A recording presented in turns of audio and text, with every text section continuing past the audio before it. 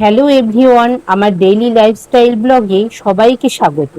আশা করি তোমরা সবাই খুব খুব ভালো আছো, আর আমরাও খুব খুব ভালো আছি।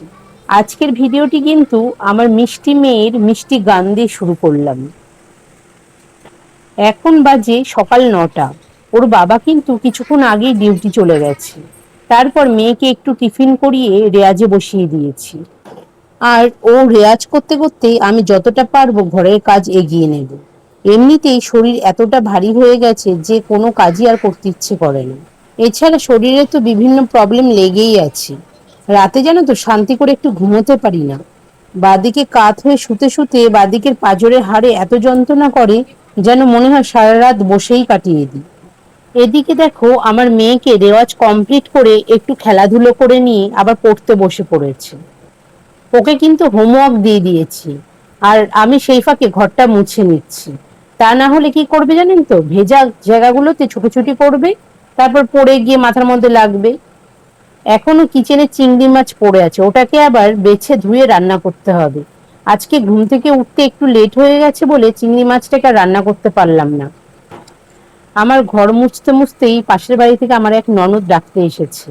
পুজো হচ্ছে ওদের বাড়িতে, সেখানে যাওয়ার জন্য।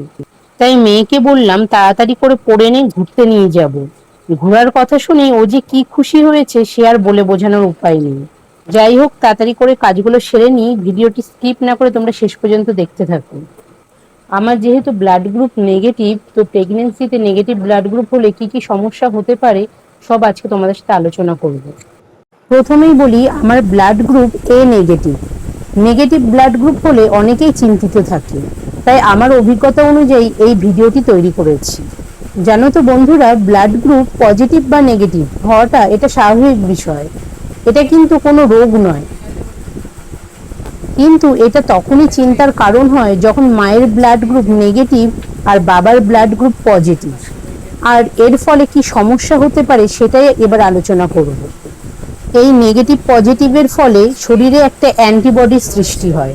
প্রথম প্রেগনেন্সিতে সাধারণত খুব বেশি সমস্যা হয় না, তবে দ্বিতীয় প্রেগনেন্সিতে বা কারো যদি আগে কোনো মিসক্যারেজ থাকে তাহলে কিন্তু ভীষণ সাবধানে থাকতে হবে। মায়ের বা বাচ্চার যাতে কোনো ক্ষতি না হয় তার জন্য ডক্টর 7 মান্থ অর্থাৎ 28 সপ্তাহে অ্যান্টি ডি ইনজেকশন দিয়ে দেন। এতে ভয় পাওয়ার কিছু নেই, বরং সুরক্ষাটা আরো বেড়ে যায়। খুব বেশি ভয় না পেয়ে নিয়মিত ক্যালসিয়াম, আয়রন আর হেলদি ডায়েট মেনে চললে নেগেটিভ ব্লাড গ্রুপের মহিলারাও সুস্থভাবে সন্তান জন্ম দেয়।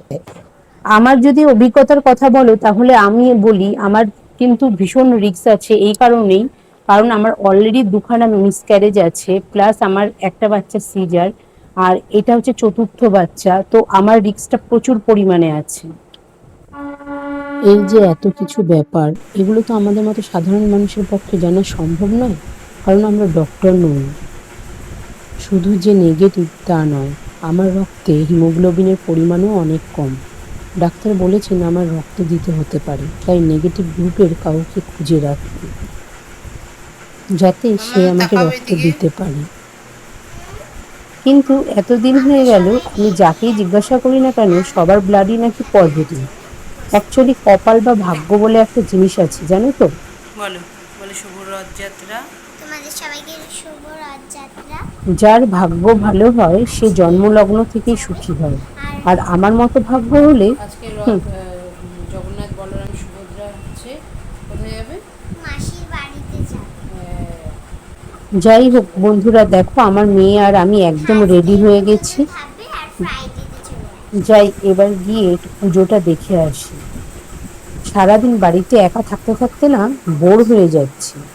হাজারটা কাজ আর হাজারটা টেনশনের মধ্যে দিয়ে দিনটা চলে যাচ্ছে।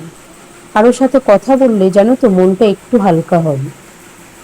তোমরা ভিডিওটি শেষ পর্যন্ত দেখতে থাকো, আর ভালো লাগলে লাইক অ্যান্ড সাবস্ক্রাইব করে দিও। এইটা যেহেতু আমার নতুন চ্যানেল, তোমরা যদি আমার পাশে না থাকো তাহলে আমি চ্যানেলটাকে সামনের দিকে এগিয়ে নিয়ে যেতে পারবো না। আন্টি, আমি এখন একটা আধুনিক গান গাবো। এখন তোমরা কি শুনবে ওইটা? আমি করছি।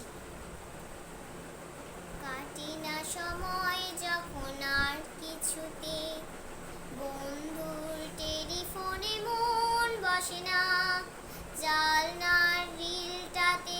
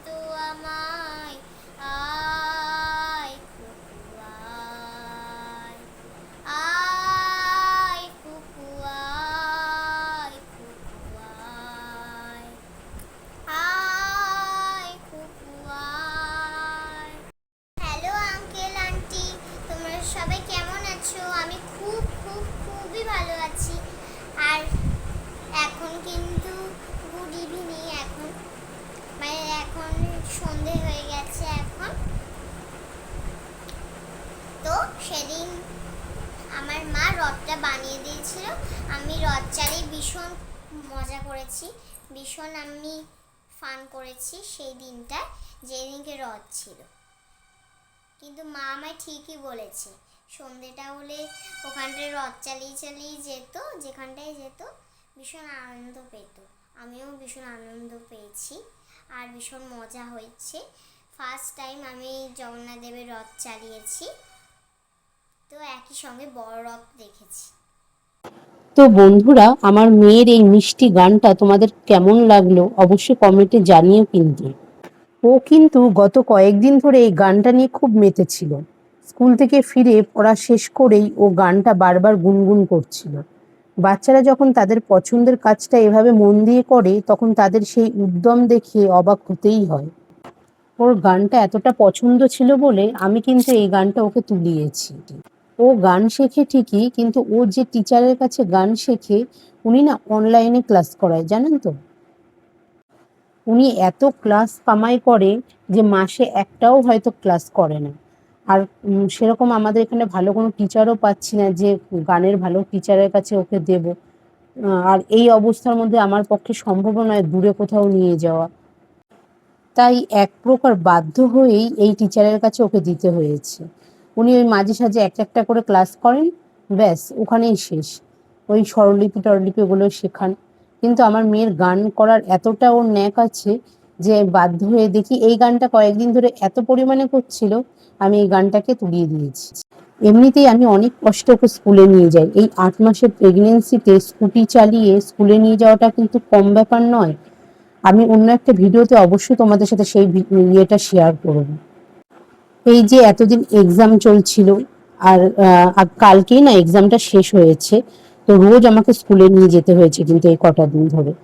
এর আগে মানে এক্সামের আগে কি হতো, আমি সপ্তাহে 2 থেকে 3 দিন স্কুলে নিয়ে যেতাম, কারণ রোজ রোজ স্কুলে নিয়ে যাওয়া, এত জ্যাম ভিড় ভাট্টার মধ্যে গাড়ি চালিয়ে যাওয়া, আর স্কুলটাও তো বাড়ির কাছে নয়, অনেকটাই দূরে। তো গাড়ি চালিয়ে যাওয়া রোদের মধ্যে, যার জন্য সপ্তাহে 2 থেকে 3টে দিন ক্লাস করাতাম। আর এক্সাম যেহেতু চলছিল, প্রতিদিনই এক্সাম ছিল, তো রোজই আমাকে নিয়ে যেতে হতো স্কুলের মধ্যে। বর্তমানে এক্সাম শেষ হয়ে যাওয়ার পর আমি স্কুলে প্রিন্সিপাল ম্যামের কাছে একটা অ্যাপ্লিকেশন জমা করেছি, যাতে বাকি যে কিছু দিন আমার হাতে টাইম আছে সেই কটা দিন আমি ওর স্কুলটা যাতে অফ রাখতে পারি। তার বিনিময়ে ওনারা অনলাইনে সমস্ত ক্লাসগুলো পাঠিয়ে দিচ্ছেন, কি কি হচ্ছে না হচ্ছে। তো পড়াতে আমার সেরকম একটা খুব একটা অসুবিধা হচ্ছে না। দেখো, তোমাদের সাথে কথা বলতে বলতে কিন্তু হুট করে লোডশেডিং হয়ে গেল। যাই হোক, গান তো হলো, এবার একটু পেটের কথা ভাবা যাক। গানের পর একটু খিদে পাওয়ারই কথা। আজকে ওর পছন্দের খাবারই আমি আজকে বানাবো। এখানে আমার চিকেনটা কষা হয়ে গেছে আর ওইদিকে বাসমতি রাইস বসিয়ে দিয়েছি। দেখে আশা করি তোমরা বুঝতেই পারছো আজকে কি মেনু হতে চলেছে রাতের বেলায়। আমার মেয়ে কিন্তু বিরিয়ানি খেতে ভীষণ ভীষণ ভালোবাসে, আর আমরাও বিরিয়ানি খেতে ভীষণ ভালোবাসি। তো আজকে ভাবলাম যে রাত্রেবেলা একটুখানি বিরিয়ানি হয়ে যাক। আর আমি কিন্তু বিরিয়ানিটা খুব সুন্দর রান্না করতে পারি। তোমরা একবার আমাদের বাড়িতে চলে এসো, অবশ্যই তোমাদের সবাইকে বিরিয়ানি আমি নিজের হাতে রান্না করে তোমাদের খাওয়াবো। আজকের পুরো ব্লগটা কেমন লাগলো অবশ্যই তোমরা জানিও। আবার দেখা হচ্ছে পরবর্তী একটি ভিডিওর সাথে। ততক্ষণ ভালো থাকবে, সুস্থ থাকবে। নমস্কার।